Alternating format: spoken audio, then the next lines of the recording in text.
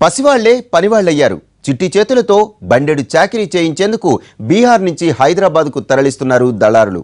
అర్ధరాత్రి బీహార్ నుంచి సికింద్రాబాద్ రైల్వే స్టేషన్కు వచ్చిన దానాపూర్ ఎక్స్ప్రెస్లో 60 మంది చిన్నారుల్ని గుర్తించారు పోలీసులు. పసివాళ్ల లేలేత చేతులతో హైదరాబాద్ పాత బస్తీ గాజుల పరిశ్రమల్లో పని చేయిస్తున్న ముఠాల పని పడతామంటున్నారు అధికారులు.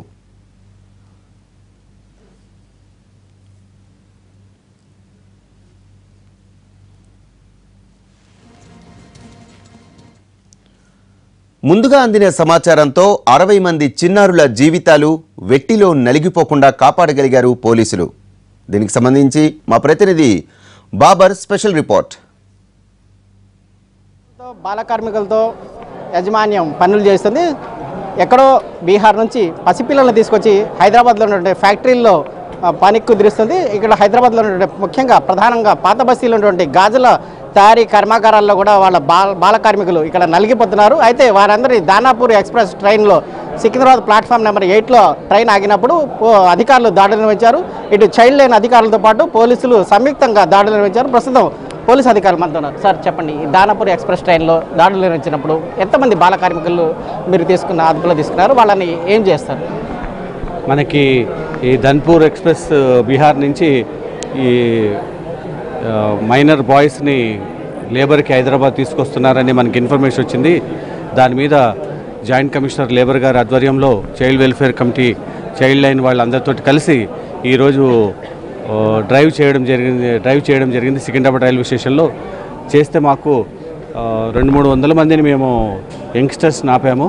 ఆ 200 మందిలో వాళ్ళ ఆధార్ కార్డు అవన్నీ వెరిఫై చేసిన తర్వాత ఒక 50 to 60 బాయ్స్ వాళ్ళని సెగ్రిగేట్ చేసాం. వాళ్ళని they are seen about to be below 18 years లోపల ఉన్నారు.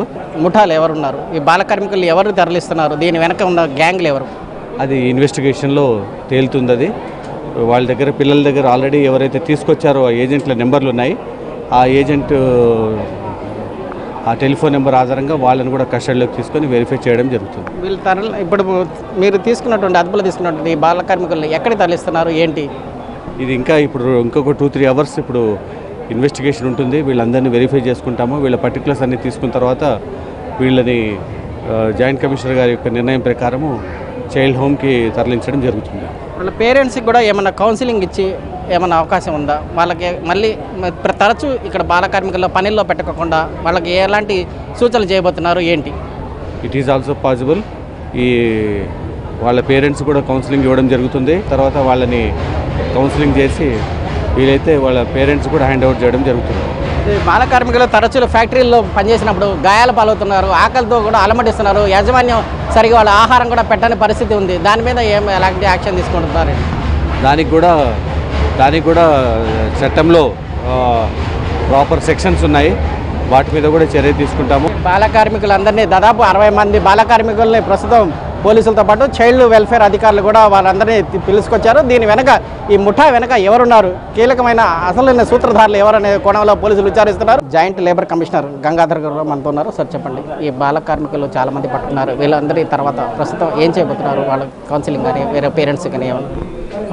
వీళ్ళు ఆల్మోస్ట్ ఒక 50 to 60 పీపుల్ ఉన్నారు. వీళ్ళది ఆధార్ కార్డ్ బేస్ మీద వాళ్ళ ఏజ్ ఒకటి వెరిఫై చేయడం జరుగుతుంది. ఏజ్ వెరిఫై చేసిన తర్వాత ఇప్పుడు జువెనైల్ హోమ్కి షిఫ్ట్ చేయడం జరుగుతుంది.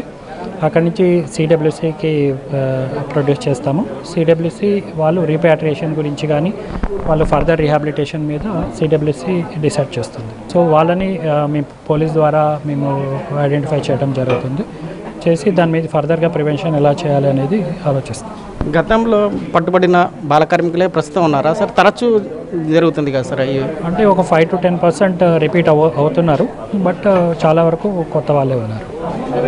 పేరెంట్స్కి కౌన్సిలింగ్ ఎప్పుడు చేస్తున్నారు, ఏంటి? సిడబ్ల్యూసి డిసైడ్ చేస్తుందండి. పేరెంట్స్ని పిలిపించి వాళ్ళ కౌన్సిలింగ్ చేయడము. చాలా వరకు పేరెంట్స్ లేకుండా వచ్చారు. అదే ఒక మీడియేటర్ ద్వారా రావడం జరుగుతుంది. సో పేరెంట్స్ని కూడా పిలిచి వాళ్ళ ఎడ్యుకేషన్ స్టేటస్ ఏంటి, వాళ్ళ ఎకనామిక్ స్టేటస్ ఏంటి అన్నీ చూసి మళ్ళీ వాళ్ళ స్టేట్కి రిపాట్రియేట్ చేయడం. ఈ బాల కార్మికులను తరలించినటువంటి బ్రోకర్లు కానీ దళారులు కానీ ఎవరున్నారు సార్? వాళ్ళు ఎక్కడ? వాళ్ళు కూడా పాట్నా అక్కడ బీహార్ వాళ్ళేనండి. వాళ్ళు ఈ నెంబర్స్ అయితే ఇచ్చారు, కానీ వాళ్ళు వీళ్ళతో పాటు రాలేదు.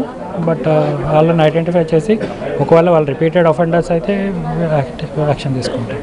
అయితే తరచుగా బాల కార్మికుల్ని హైదరాబాద్కి తరలిస్తున్నారు బీహార్ నుంచి. ఎవరైతే ఈ తరలించినటువంటి గ్యాంగులు ఉన్నాయో వాళ్ళ మీద కూడా యాక్షన్ తీసుకుంటామని చెప్పేసి అధికారులు చెప్తున్నారు. కెమెరామెన్ ఫణితో కలిసి బాబర్, ఎన్టీవీ, హైదరాబాద్.